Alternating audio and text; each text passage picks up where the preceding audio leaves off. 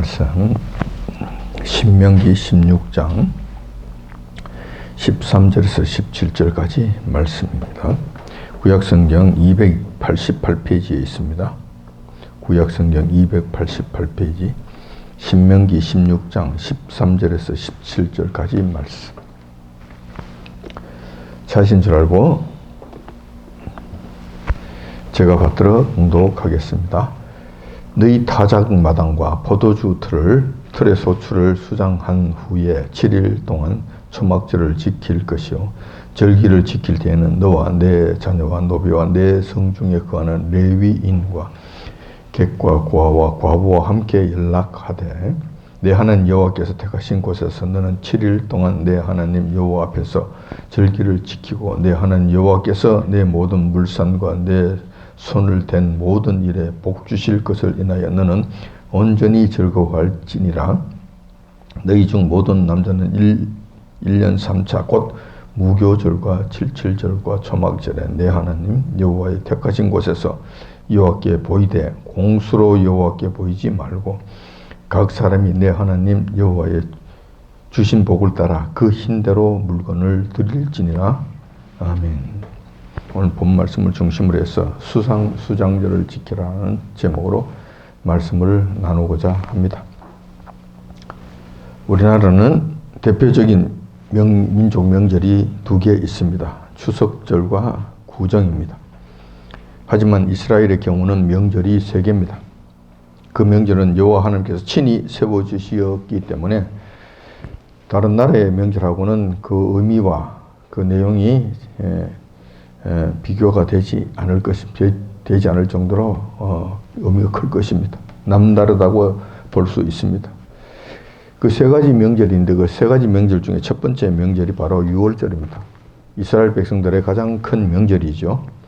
이 명절은 이스라엘이 종되었던 애굽 땅에서 나올 때에 여호와 하나님께서 애굽에 내리신 그 재앙과 관련된 그런 명절입니다. 요한님께서는 10가지 재앙을 내리셨는데 애굽 땅에 내린 10가지 재앙 중에서 마지막 재앙이 장자를 치는 재앙이었습니다. 그런데 그때 이스라엘의 경우에는 어린 양의 피를 문설주에 바르면 누구든지 그 재앙이 그를 덮치지 아니하고 그 재앙이 건너가게 되는 그런 일들이 있게 되었습니다. 여호와께서 그 말씀을 약속을 해 주셨으므로 그 약속에 따라서 이스라엘 백성들은 그날 문설주에 어린 양의 피를 바르고 그로 인해서 그 재앙을 넘어가는, 그러니까 죽음을 면하는 그런 일들을 행하게 되었습니다. 이 사건을 기념해서 유월절을 지키라고 여호와께서 명하셨던 것입니다. 그래서 이스라엘 백성들은 매년 3월 말쯤 되면 그때 일주일 동안 쉬면서 유월절 명절을 지켰던 것입니다. 이것이 첫 번째 명절입니다. 이스라엘 백성들에게 있어서 가장 큰 명절이죠. 두 번째 명절은 칠칠절이라고 하는 절기입니다. 칠칠절이라고도 하고 초실절이라고도 하고 오순절이라고도 하는 절기입니다. 이름이 3가지나 됩니다. 칠칠절이라고 부르는 것은 유월절 다음에 7일이 7번 지나는 그 다음 그 절기라고 해서 칠칠절이라고 부르는 것입니다. 유월절 이후에 7일이 7번 지나가는 것이니까 7 곱하기 77이 49, 49일 되는 그 다음 날이 바로 칠칠절인 것입니다. 그래서 우리가 칠칠절이라고 부르는 것입니다. 또 오순절이라고 부르는 것은 49일이 곧 오순에 해당되기 때문에 그렇습니다. 우리나라 말로 오순, 순이라는 단어를 요즘 잘 사용하지 않는데 과거에는 한순이 10일을 한순이라고 그랬습니다. 그러니까 오순이라고 하는 것은 10일이 5번 있다는 이야기입니다. 그래서 10일이 5번 있으니까 50일, 50일째 되는 그날이 바로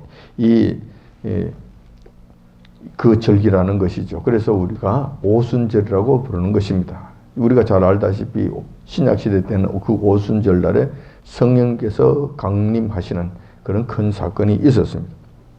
그래서 우리는 오순절이라고 부르는 것입니다. 또 우리가 초실절이라고도 부르는데, 이 초실절이라고 부르는 것은 처음 곡식이 익은 그 절기다라는 측면에서 우리가 그렇게 부르는 거예요. 그해 첫 열매를 수확하는 날이죠. 그리고 가을 추수가 아니라 봄 추수를 이야기하는 것입니다. 나락을 베는 것이 아니라 봄에 보리를 베는 그때를 의미하는 것입니다. 그래서 오순절이고 칠칠절 그때가 되면은 이 보리를 베는 그 절기하고 맞아떨어지게 됩니다. 그래서 그 날을 감사해서 첫 열매를 수확했으니까 이 열매를 하나님 앞에 드리는 그런 날로 지킨다는 것입니다. 그런 의미에서 우리가 초실절이라고도 부르고 맥추절이라고도 부른 것입니다. 맥추절이라고 하는 것은 보리를 추수하는 절기다라는 측면에서 맥추절, 초실절이라고 부르는 것입니다. 자, 이 날은 단 하루만 지킵니다. 자, 세 번째 명절이 바로 이 장막절이라고 하는 것이고, 초막절이라고도 부르고 추상절이라고 부르는 이 명절입니다. 이 세 번째 명절은 두 가지 의미를 가지고 있습니다. 하나는 출애굽 이후에 광야 40년 동안 여호와께서 지켜주신 은혜를 기억하면서 감사하는 그 절기로 지킨다는 거예요. 광야 40년 동안을 기억하면서 그날을 지킨다는 것이죠.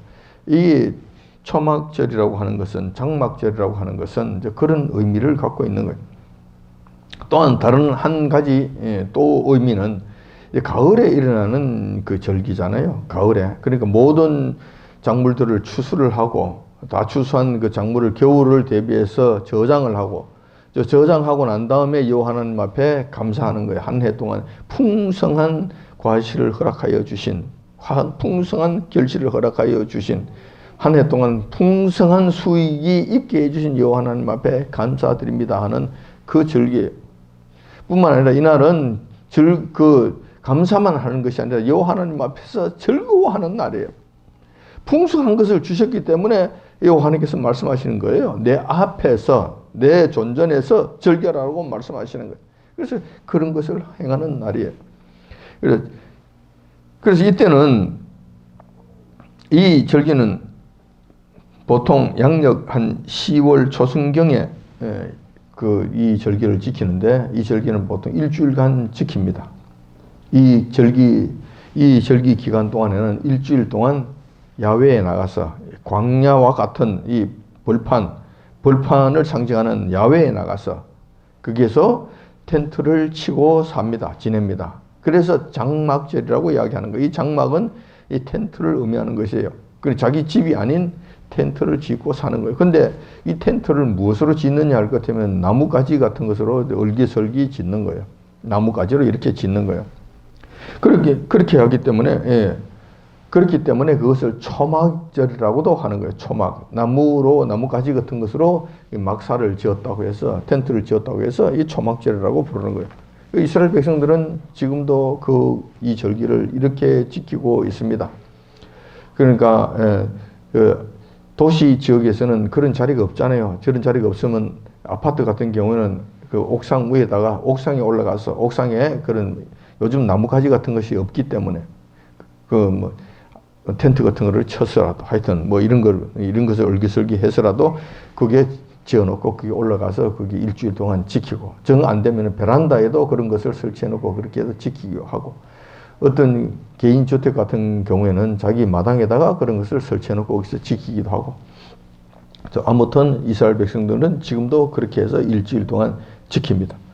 자, 반면에 그날은 한 해 동안 일어났던 모든 이 곡식들을 추수하는 그 계절이잖아요.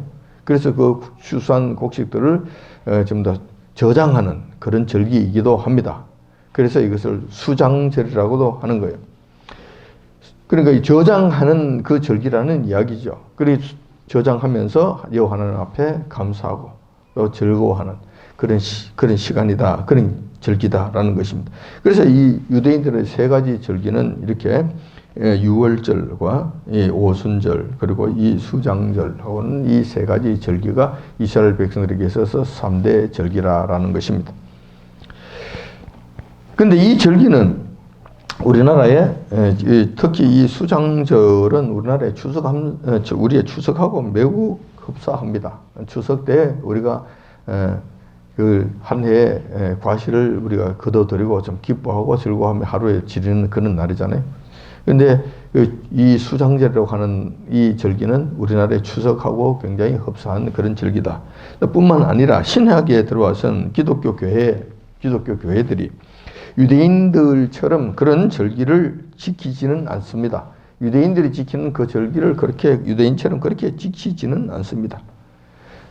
그렇지만 이 수장절은 우리의 추수감사절하고 여러 가지 측면에서 상당히 같은 의미를 갖고 있습니다.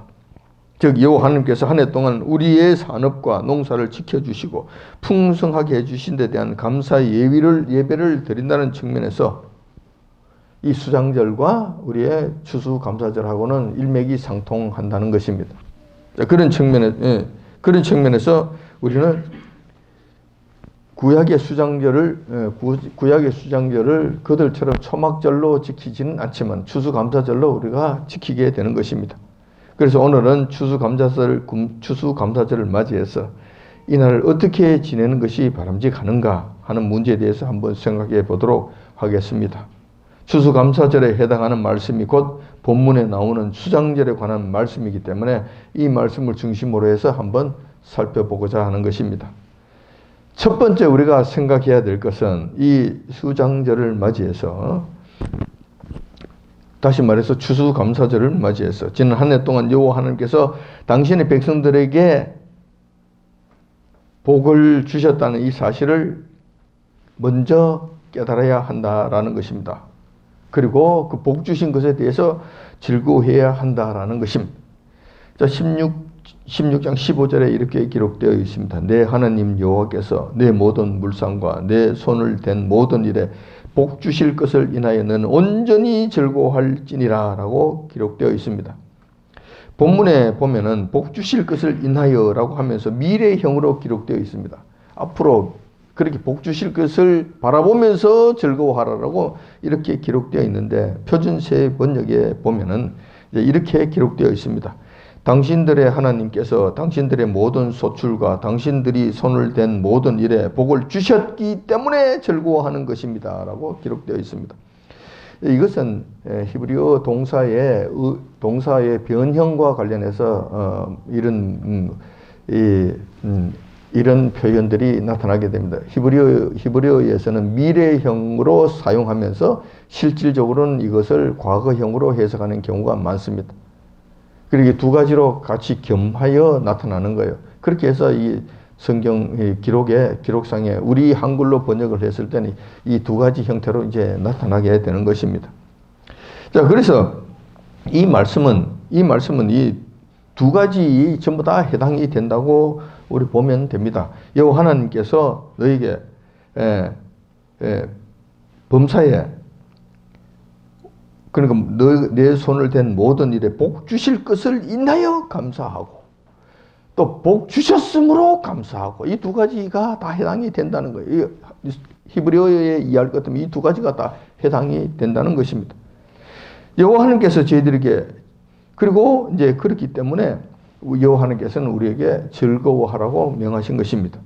자, 여호와 하나님께서 즐거워하라고 말씀하실 때는 충분히 그만한 이유가 있는 것입니다. 항상 그렇습니다. 충분하게 즐거워할 이유가 있기 때문에 즐거워하라고 말씀하시는 거예요. 무조건 무턱대고 즐거워하라고 말씀하시는 것이 아니라는 거예요. 우리가 즐거워해야 하는 근거는 여호와 하나님께서 지난 한 해 동안 우리의 수고한 모든 일에 있어서 복을 주셨기 때문에 그렇습니다. 요즘은 농사의 개념이 별로 마음에 와닿지 않습니다. 그러므로 농사와 관련해서 이것을 생각하면은 지금 현재 시대에는 좀 별로 맞지 않을 거예요. 그렇지만 우리가 지금 한 해 동안 이런저런 일들로 인해서 수고했잖아요. 애를 쓰잖아요. 또 우리의 삶을 위해서 이런저런 우리의 주어진 일들을 행하면서 살았습니다. 맡은 분야의 일들 각각 열심히 하면서 살았습니다. 어떤 사람은 직장에서, 어떤 사람은 개인 사업으로서, 뭐 어떤 사람은 농사일로서 이런저런 일들로, 안 그러면 어떤 사람들은 집안 가정 일로 인해서 여러 가지 일들을 하면서 사는 거예요. 그런데 그 일하는 그 모든 범사에 여호와님께서 복을 주셨다는 거예요. 그러니까 감사하라는 거예요. 어떤 복을 주셨는가 했더니만 우리가 손을 대는 것마다, 일하는 것 모든 것마다 풍성하게 해주셨다는 거예요. 잘되게 해주셨다는 거예요. 넉넉하게 해주셨다는 거예요. 그동안 열심히 농사를 지었더니만 풍성한 소출이 나게 해주셨다. 1년 동안 농사를 짓지 않았지만 맡은 분야에서, 직장에서, 사업장에서 열심히 일을 했더니만 그에 따라 넉넉한 소득이 있게 해주셨다라는 거예요. 그러니까 기뻐하라는 거예요. 지난 한 해 동안 보니까 그렇게 해주셨으니까 하나님께 감사하고 즐거워하라. 그런데 더 중요한 것은 앞으로 또 그렇게 해주실 것이니까 해주실 것을 바라보면서 또 기뻐하고 즐거워하라. 이런 거예요. 그 여호와님께서 저희들에게 기뻐하라고 말씀하시는 것은 이런 거예요. 지난 한 해 동안 해주셨으니까 기뻐하라. 할 수 있죠. 그런데 기뻐하면서 마음 한속에 한 구석에는 또 불안감이 있는 거예요. 올해는 그럭저럭 농사가 됐네. 그럭저럭 직장이 잘 됐네. 그럭저럭 사업장이 되었으니까 뭐 그럭저럭 감사할 수가 있는데, 그런데 내년은 어떡할꼬? 내년은 더 힘들어질 것 같은데, 내년은 더 안 될 것 같은데, 온전히 즐거워할 수가 없어요. 이렇게 되면 즐거워할 수가 없어요. 지금 즐거워하는 것 같으면서 한쪽 구석에는 또 근심과 걱정이 자리를 잡고 있는 거예요. 근데 여호와님께서 오늘 말씀하시잖아요. 지난 한 해 동안 해주신 것에 감사하고 앞으로 해주실 것에 대해서 감사하고 앞으로 내년의 일을 또 걱정하지 말라는 거 여호와님께서 보장해 주시니까. 그러니까 온전히 기뻐할 수 있다는 거예요. 그래서 오늘 본문 말씀이 말씀하시는 거예요. 그냥 즐거워하는 것이 아니라 온전히 즐거워하라고 말씀하시는 거예요. 우리는 근거 없는 즐거움이 아닙니다. 여호와 하나님의 전능하신 그 손길을 바라보며 여호와 하나님의 그 약속의 말씀을 바라보며 반드시 그렇게 될 것을 바라보면서 우리가 그것에 근거해서 즐거워하는 거예요. 감사하며 기뻐하는 것입니다. 그런데 우리는 가끔씩 이런 생각을 합니다. 내가 누구보다도 열심히 일을 했기 때문에 그 많은 소득을 올린 것이 아닌가. 내가 열심히 했으니까 된 것 아닌가. 뭐 여호와 하나님께서 뭐 그렇게 복을 주셨다고?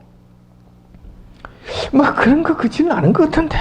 그저 하나님의 은혜라고 자꾸 우겨대니까 뭐 그런가 보다라고 생각하지만 내심 마음속으로는 인정하지 않으려는 그런 경향들이 있습니다. 그러나 절대 그렇지 않습니다. 여러분, 절대 그렇지 않은 거예요. 여러분, 그런 마음이 들 때마다 여러분들 이 말씀들을 생각하십시오. 그리고 이런 좋지 못한 생각들은 털어내십시오. 자, 신명기 8장 17절에서 18절에 보면 이 말씀이 기록되어 있습니다. 이렇게 할 줄 알고 여호와께서 미리 말씀해 놓으신 거예요. 신명기 8장 17절에서 18절에 보면 또 두렵건대 너가 마음에 이르기를 내 능과 내 손의 힘으로 내가 이 재물을 얻었다 할까 하노라. 내 하나님 여호와를 기억하라. 그가 내게 재물 얻을 능을 주셨음이라 말씀하시는 거예요. 재물을 얻을 수 있는 능력을 여호와님께서 주지 아니하시면 재물을 얻을 수 없다는 거예요. 풍성히 얻게 해주지 아니하시면 얻을 길이 없다는 거예요. 이것을 잘 기억하라는 거예요. 특별히 하나님의 사람들은 이것을 잊어버리지 말라는 거예요. 하나님을 떠나서 여러분들 힘으로 하려고 하지 마세요. 그래 하면서 불안해하지 마세요. 여호와님께 감사하면서 여호와님께 맡기세요.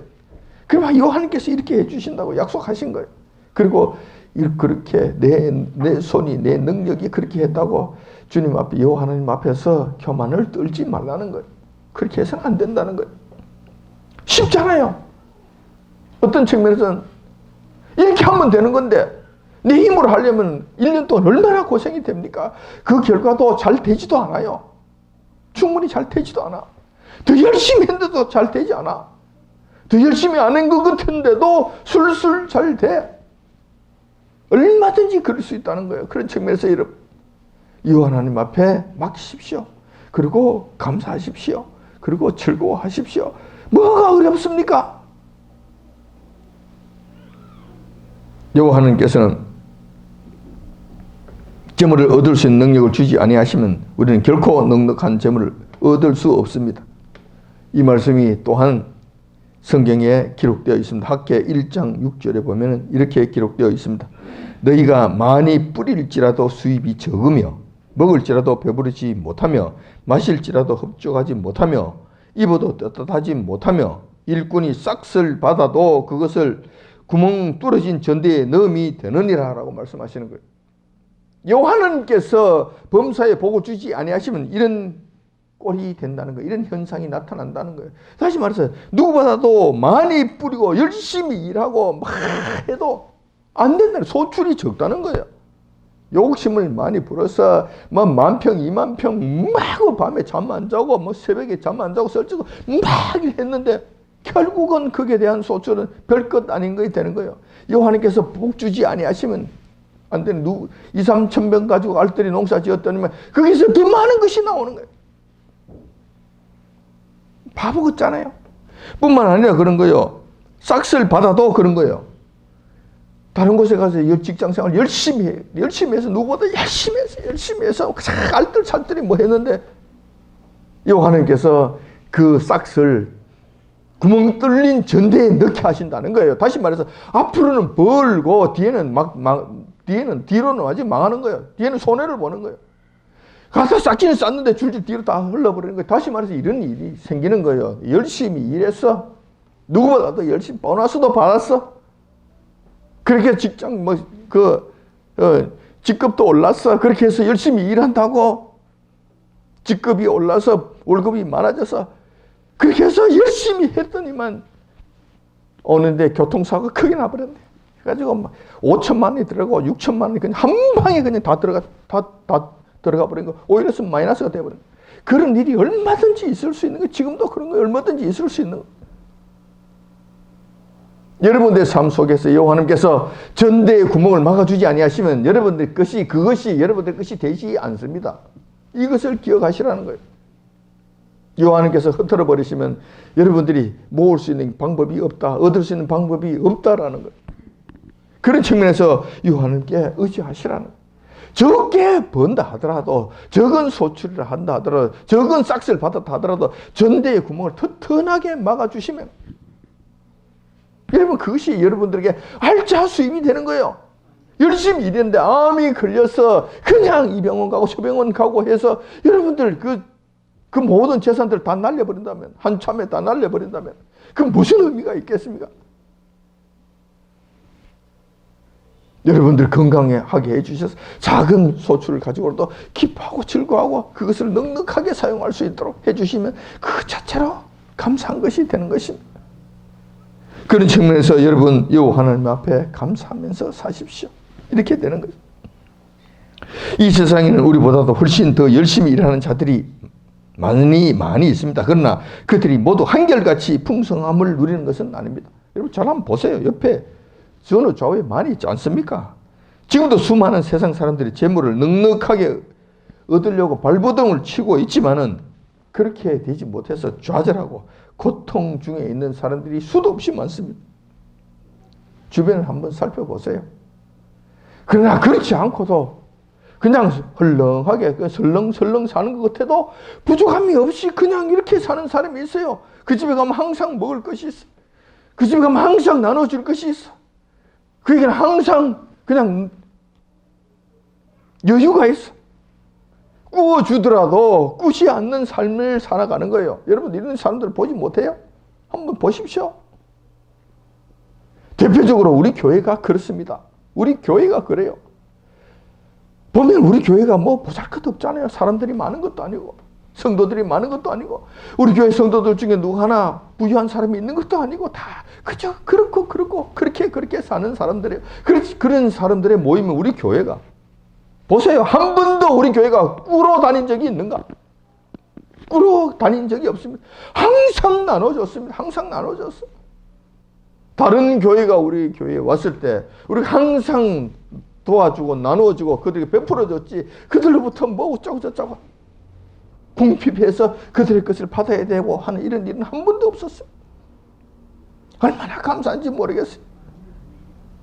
또한 그래요. 우리 교회 알다시피 우리 교회 작은 방이 창고잖아요. 우리 교회 창고잖아요. 창고에 그 창고에 있으면은 항상 나눠줘요. 필요한 사람들에게 항상 나눠줘요. 알다시피 우리 사모가 나눠주는 거 얼마나 좋아합니까? 뭐 있으면 다 주는 거예요. 내 먹을 것도 없어. 그냥 다 줘버리는 그냥. 여러분 잘 아시잖아요. 나에게 내한테 주는 거는 이런 거 조그만 이런 거 주고 다른 사람 줄 때는 큰 이런 거 다 골라서 다 줘버려. 그리고 내 한 개 좀 먹읍시다. 그럴 것 같으면 이런 거 꺼내가 없다고 이런 거 먹으라고 내놓는 거예요. 여러분 내가 눈물을 흘리면서 먹을 때가 한두 번이 아니에요. 한두 번이 아니라. 그런데 중요한 것은 그렇게 하는데도 불구하고 우리 교회 그 조그만 방에 뭐든지 떨어질 데가 없습니다. 뭐가 쌓여도 계속 쌓여요. 계속 쌓여. 지금도 가봐요. 그럼 또 쌓여 있다니까. 다 갖다 나눠줬는데도 또 쌓여, 또 쌓여. 이거 참 희한하지 않습니까? 이걸 어떻게 설명할 길이 없어요. 설명할 길이 없어요. 여러분 필요한 거 있으면 우리 교회 오세요. 와서 창고방 뒤져서 가져가세요. 어차피 사모가 주는 것이나 여러분들이 가져가는 건 똑같고 마찬가지잖아요. 마음 필요한 거 있으면 가져가세요. 그래서 저는 전혀 걱정이 안 되는 것이 또 채워질 것이니까. 이게 하루 이틀의 일이 아니에요. 이게 신기한 거예요. 그러니까 우리가 이렇게 살아야 된다. 그렇다고 해서 제가 뭘 모으려고 하동 그렇게 합니까? 애를 쓰고 막 이럽니까? 그런 거 없잖아요. 그냥 설렁설렁 하는데도 그렇게 쌓여져요. 하나님께서 이 일을 하시는 줄 압니다. 여러분도 이런 삶을 사시기 바랍니다. 그래서 우리는 온전히 즐거워해야 하는 것입니다. 지난 한 해 동안 우리가 일한 모든 곳에 복을 주셔서 넉넉하게 해주셨기 때문에 그 넉넉함에 감사하고 또 즐거워해야 하는 것입니다. 아울러서 내년에도 또 같은 은혜를 내려주실 것이기 때문에 온전히 즐거워할 수 있는 것입니다. 내년은 또 어떻게 될까 하는 걱정할 필요가 없는 것입니다. 두 번째로 즐거워하는 일은 어려운 이웃들과 함께 해야 하는 것입니다. 심지어 14절에 보면은 절기를 지킬 때에는 너와 내 자녀와 노비와 내 성중에 거하는 레위인과 객과 고아와 과부와 함께 연락하되라고 말씀하고 있습니다. 여기서 우리가 즐거워할 때는 나와 나의 가족들만 즐거움을 누리면 안 된다는 것입니다. 본문에서 말씀하시는 연락이라고 하는 것은 잔치를 의미합니다. 연락을 누린다는 건 큰 잔치를 벌려서 이 잔치를 벌린다는 것은 꼭 거기에는 음식이 있고 그 다음에 즐거운 노래와 그냥 즐거운 놀이가 있는 거예요. 이게 두 가지가 합쳐서 잔치가 되는 거예요. 이때는 반드시 어려운 이웃들과 함께 해야 한다는 것입니다. 그 이웃이 바로 사회적으로 가장 밑바닥에 있는 자들을 말하는 것입니다. 그들이 대상이 되는 겁니다. 상당한 지위가 있는 자들은 연락의 대상에 해당이 되지 않습니다. 그들을 초청해서 그들을 먹이고 그들을 기쁘게 하는 그런 참석의 대상자로 삼으라고 말씀하지 아니하신다는 거예요. 그들은 여호와 하나님의 명단에는 없습니다. 한 사람도 지금 없어요. 여호와 하나님께서 말씀하신 그 명단에 보면은 구약시대 3대 민청이 여기에 해당이 됩니다. 객이라고 하는 사람, 객은 이방인들을 이야기해요. 근데 그 성에 들어와서 이방인으로서 사는 사람들, 그 사람들 근거가 없잖아요. 좀 삶이 정말 고달퍼요. 힘이 들어요. 누가 보장해 줄 수 있는 아무런 보장이 되는 사람들이 아니에요. 오늘 죽을지 내일 죽을지 몰라요. 오늘 빼앗길지 내일 빼앗길지 내일 쫓겨날지 몰라요. 그렇게 힘들게 전전 근거하며 사는 사람들이에요. 그러니 이들을 객이라고 이야기하는 거예요. 이방인이라고도 이야기하는 거예요. 나그네라고도 이야기하는 사람들이에요. 자, 이 사람들과 그 다음에 고아와 과부들이에요. 고아와 과부들 누가 챙겨줍니까? 누가 지켜줍니까? 그 생명을 누가 보호해줍니까? 그 사람들 하루하루의 삶이 고통 속에서 사는 거예요. 보장이 되지 않는 가운데 사는 거예요. 이들은 생존 자체가 불투명한 자들입니다. 보호해줄 사람이 없는 자들인 것입니다. 그렇기 때문에 그들 최우선적으로 불러서 이 연락의 자리에 제일 상좌에 앉히라고 하나님께서 말씀하시는 거예요. 레위인도 마찬가지입니다. 레위인은 지금으로 이야기할 것 같으면 성직자들을 이야기하겠죠. 그들에게는 여호와 하나님께서 기업을 주지 아니하셨습니다. 다시 말해 땅을 주지 아니하셨다는 거예요. 땅을 주지 아니하고 너희 하나님의 일에만 전념을 하고 그러면 백성들이 나에게 가져오는 제 예물을 가지고 이 예물을 중에서 일부를 내가 너희가 먹고 살도록 내가 줄 테니까 걱정하지 말고 너는 그냥 하나님 이름만 전념해. 이렇게 하나님께서 말씀하신 거예요. 그러니까 레위인들은 재산이 없어요. 가진 것이 아무것도 없는 거예요. 그러니까 넥타이만 메고 그냥 사는 사람들이지 아무것도 없는.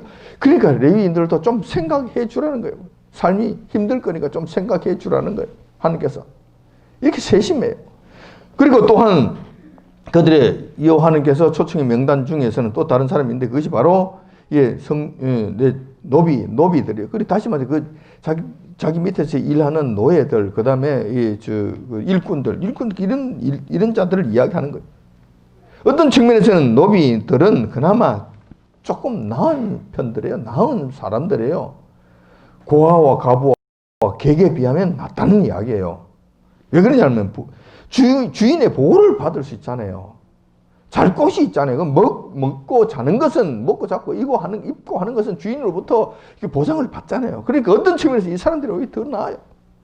그렇지만 이들도 하층 계층에 있는 것만은 사실이에요. 그래서 그들을 불러다가 그 다음 상자에 앉혀놓고 그들과 더불어서 연락을 누리라고 말씀하시는 거예요. 잔치를 벌리라고 말씀하시는 거예요. 그들을 기쁘게 해주라고 말씀하시는 거예요. 여호와 하나님께서는 늘 이런 자들에게 관심을 갖고 계십니다. 고관 대작들에게 관심을 갖고 계시는 것이 아니라 힘겨운 삶을 살아가고 있는 자들이 여호와 하나님의 관심의 대상이 된다는 것입니다. 그러므로 우리가 감사절날 즐거움을 나눌 때는 항상 어려운 이웃들을 먼저 생각해야 합니다. 이웃 어려운 형제들을 먼저 고려를 하고 배려를 해야 된다는 것입니다. 그리고 그들에게 최소한 우리와 똑같은 자리에서 함께 연락을 즐길 수 있도록 배려해야 한다는 것입니다. 최소한 그렇다는 거예요. 할 수만 있다면 그들을 상자에 앉히고 그들을 주인공으로 해서 그들 위주로 모든 프로그램이 돌아가도록 하는 것이 가장 바람직하다는 것입니다. 이렇게 해야 된다는 거예요. 감사절을 지킬 때는 우리가 그렇게 지켜야 된다는 거예요. 이렇게 세심하게 챙겨주신 여호와 하나님을 찬양합시다. 이런 여호와 하나님을 우리가 섬기고 있는 거예요. 우리가 세 번째로 생각해야 될 것은 여호와 하나님께 나올 때는 공수로 나오면 안 된다는 사실입니다. 16장 16절 17절에 보면은 이렇게 기록되어 있습니다. 16절 중반부터 보면은 내 하나님 여호와의 택하신 곳에서 여호와께 보이되 공수로 여호와께 보이지 말고 각 사람이 내 하나님 여호와의 주신 복을 따라 그 힘대로 물건을 드릴지니라 라고 기록되어 있습니다. 여기서 여호와께 보이되라고 말씀하신 것은 여호와 하나님의 성전에 나와서 감사의 제사를 드리라는 것입니다. 그날만큼은 1년 동안 은혜를 베풀어 주신 여호와 하나님께 나와서 감사의 인사를 드려야 한다는 것입니다. 그렇게 하는 것이 마땅하다는 것입니다. 여호와 하나님께서 명하시는 거예요. 얼굴을 보이라는 것, 나와서 감사의 인사를 드리라는 것입니다. 이 말씀은 무슨 특별한 주문을 하신 것이 아니라 크신 은혜를 받은 하나님의 백성으로서 당연히 행해야 될 것을 여호와 하나님께서 말씀해 주신 거예요. 굳이 말씀하지 않으셔도 우리가 마땅히 해야 될 도리입니다. 그것을 여호와 하나님께서 친절하게 말씀해 주신 거예요. 왜 여호와 하나님께서 이렇게 말씀하셨는가? 어떤 측면에서는 여호와 하나님께서 좀 자존심 상하는 말씀이잖아요. 알아서 해야 될 일을 여호와 하나님께서 굳이 말씀을 하신다는 것은 여호와 하나님께서 좀 속이 상하는 거예요. 좀 마땅치 않는 거예요. 좀 자존심이 상하는 거예요. 그렇지만 이렇게 말씀하신 것은 인간들의 본성이 타락해서 그래요. 타락해서. 인간들의 본성이 타락했기 때문에 축복을 받을 때는 해해 하지만 조금은 지나고 나면 그 은혜를 잊어버려요. 금방 잊어버린다니까. 그리고 여호와 하나님께 감사와 경배 드리는 것 하지 않습니다. 등한시합니다. 뭐 그런 거지 뭐. 그리고 잊어버리고 그냥 던져버려요. 그러니까 하지 않는다니까. 그래서 여호와 하나님께서 자존심 상하시지만 이렇게 우리에게 또 강조를 해 주신 거예요. 반드시 여호와 하나님 앞에 나와서 감사 인사를 드립시다. 이것은 우리가 해야 될 의무입니다. 그래서 감사절을 이렇게 예배로 드리는 거예요. 그런데 여기서 한 가지 문제가 있습니다. 여호와 하나님께 나올 때는 빈손으로 나오면 안 된다고 말씀하시는 거예요. 공수로 나오면 안 된다는 거예요. 자, 이렇게 말씀하시니까 또 부담이 가네. 이 돈 문제가 또 걸렸어. 예. 또 뭐를 갖다 내라고 하네. 이게 뭐야? 이게 또 여러분, 저와 여러분들은 또 돈 문제만 나오면 그냥 가슴이 철렁거리는 거예요. 그리고 나름대로 생각을 자꾸 해버려요. 나름대로 생각을 자꾸 한다니까. 이 뭐야? 뭐를 하라는 거야? 얼마나 하라는 거야? 많이 하라는 거야? 적게 하라는 거야? 이게 또 힘드는데 없는데. 자, 이렇게 막 상상을 해서 막 날아가는 거예요. 그래서 스스로를 힘들게 하는 거예요. 스스로. 은혜가 되지 않게 하는 거, 은혜가 되지 않도록 하는 거예요. 근데 여러분, 그러지 마십시오. 제발 좀 그러지 마시라고. 앞서가지 마시라고. 여러분들 마음대로 생각하고, 여러분들 마음대로 그냥 상상의 나라를 펴서 여러분 스스로를, 여호와 하나님을 원망하고, 여러분 스스로를 고통 속으로 밀고 들어가지 마시라고요. 그렇게 하지 마시라는 거예요. 이때도 원칙이 있습니다. 무조건 많이 들고 나온다고 하나님께서 기뻐하시고 문제가 다 해결되는 것이 아니라는 거예요. 이 원칙이 있는 거예요. 원칙이 있어. 오늘도 여호와 하나님께서 말씀해 주시잖아요. 이 말씀에 그런 거예요. 16절, 17절에 보면 각 사람이 내 하나님 여호와의 주신 복을 따라 그 힘대로 물건을 들지니라 이렇게 말씀하셨잖아요. 두 가지 원칙이 있는 거예요.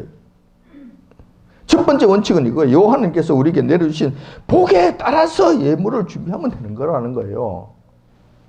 다시 말해서 이 말은 무슨 말이냐? 많이 주셨으면 그게 걸맞게 많이 준비하면 됩니다. 반대로 상대적으로 적게 예년에 비해서 적게 내려주셨으면은 그게 걸맞게 조금 적게 준비하면 되는 거예요. 그게 맞게 준비하면 되는 거예요. 작년에 이만큼 했으니 올해 무조건 이만큼 해야 되는 아니죠. 아니죠. 그런 원칙이 아니라니까. 여호와 하나님께서 말씀하신 그 원칙은 그런 게 아니에요. 작년보다 더 많이 주셨으면 더 많이 준비하셔야지. 이게 맞는 거예요. 근데 작년보다 더 적으면 더 적게 준비하시면 되는 거예요. 그게 맞게 하시면 되는 거예요. 어렵습니까? 어렵지 않잖아요. 여호와 하나님께서 주셨으니까 주신 것 중에서 일부분만 준비하면 되는 거예요. 그러니까 어렵지 않는 거예요. 또한 또 원칙이 있어요. 좋은 과실 튼튼한 열매를 주셨으면 큰 놈으로 준비하면 되는 거예요. 당연히 결실이 큰 것이 없고 적은 것으로 고만고만한 것으로 전부 다 그런 것으로 나타났을 것 같으면 고만한 것으로 가져오시면 되는 거예요. 요한님께서 주신 그대로 하시면 되는 거지. 뭐 고만고만하게 나온 것밖에 없는데 뭐 큰 것을 자꾸 준비하려고 애를 쓰느냐고요. 뭐 보이려고 그럽니까? 다른 사람들 눈을 의식해서 그런 거예요? 정말 그러지 마십시오. 제발 그러지 마십시오. 여호와 하나님 앞에 정직하게 하시면 돼요. 너무 걱정하지 마십시오. 주변 사람들의 눈을 의식해서 힘겨워할 필요가 없습니다. 두 번째 원칙이 있습니다. 그것은 힘대로 드리면 되는 것입니다. 이 말씀은 우리가 가진 것 중에서 가장 좋은 것으로 드리면 된다는 의미입니다. 그런데 중요한 것은 힘대로 드린다고 했을 때에는 인색한 마음으로 드리는 것이 아니라 우리의 정성이 들어가는 드림이 되어야 된다는 것입니다. 그러니까 자원하는 마음과 진정 감사한 마음으로 드리면 된다는 것입니다. 하나님께서 주신 것을 전부 다 그냥 다 갖다 바치라고 그럽니까? 아니잖아요. 그 중에서 대표적인 것 몇 가지만 갖다 드리면 되는 거예요. 가장 큰 놈 한두 개만 갖다가 하나님 이렇게 주신 것입니다. 감사합니다. 그리고 갖다 드리면 되는 거예요. 근데 그때 인색한 마음이나 이런 걸 드리면 안 된다는 것이죠. 그 힘대로 물건을 드릴지어다. 그 힘대로 드린다는 것은 우리 정성껏 드린다는 거예요. 우리 정성껏 드리면 된다는 거예요. 그렇다면 여호와 하나님께 나올 때는 준비하는 예물은 결코 어렵지가 않습니다. 여호와 하나님께서 지난 한 해 동안 주신 것 중에서 가장 좋은 것을 골라서 준비하고 자원하는 마음과 감사한 마음으로 드리면 된다는 것입니다. 이렇게 하시기 바랍니다. 자, 오늘은 추수감사절입니다. 그래서 추수감사절을 맞이해서 그 의미에 해당하는 수장절에 관해 살펴보았습니다. 수장절을 지키는 마음으로 추수감사절을 지키면 여호와 하나님께서 기뻐하실 것입니다. 그렇게 하기 위해서는 첫 번째는 지난 한 해 동안 우리가 행한 모든 일에 복 주신 여호와 하나님을 기억하고 감사하며, 두 번째는 여호와 하나님 앞에서 온전히 즐거워하되 노비와 레위인, 객과고와 과부와 같이 가장 어려운 상태에 있는 이웃들, 형제들과 함께 해야 된다는 이 사실. 세 번째로는 여호와 하나님께서 정하신 곳에 나와서 경배를 드릴 때에는 정성껏 예물을 준비해서 드려야 한다는 사실입니다. 이때 예물은 우리가 여호와 하나님께로부터 받은 것 중에서 좋은 것을 골라 정성을 담아서 드리면 되는 것입니다. 오늘 우리는 그런 측면에서 여호와 하나님께 우리의 정성을 담은 예물을 드린 것으로 생각이 됩니다. 오늘 이 자리에 있는 것이 그런 의미가 담기기를 저는 간절히 바랍니다. 화려하고 좋은 것을 원치 않습니다. 저는 많은 것을 원치 않습니다. 대단한 것을 원치 않습니다.